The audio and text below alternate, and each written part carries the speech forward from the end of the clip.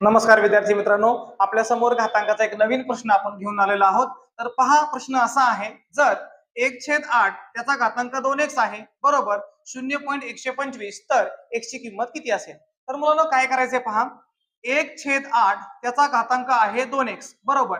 आता समोरचं जे आपल्याला दिलंय 0.125 हे दशांश अपूर्णांकात आहे, याचं रूपांतर आपल्याला व्यवहारी अपूर्णांकामध्ये करायचंय.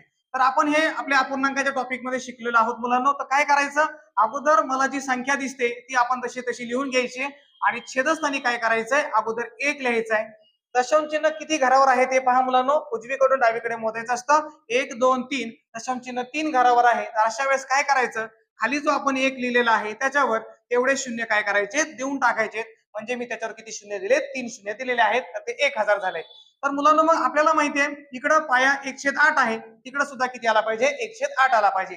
मुलांनो 125 जर तुम्हाला पाडा येत असेल तर 125 125 आणि 125 किती होतात, 1000. म्हणजे 1/8 त्याचा घातांक 2x बरोबर समोर वरती आहे 1 आणि खाली किती मिळालाय मुलांनो, मला 8 मिळालाय. म्हणजे ते 1/8 झाले मुलांनो.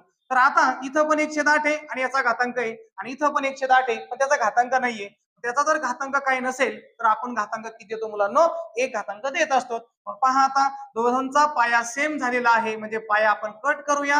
घातांक बरोबर घातांक लिहा म्हणजे 2x आणि बरोबर किती शिल्लक राहिला, 1. आपल्याला x काढायचं होतं म्हणून x बरोबर हा 2 इथं गुणिले आहे, तिकडे गेल्यावर भागिले होईल. म्हणजे 1/2 मीन्स 1/2 हे त्या x चं काय आलेलं आहे, उत्तर आलेलं आहे. तर अशा प्रकारचा प्रश्न ह्या पद्धतीने आपल्याला सोडवायचा आहे.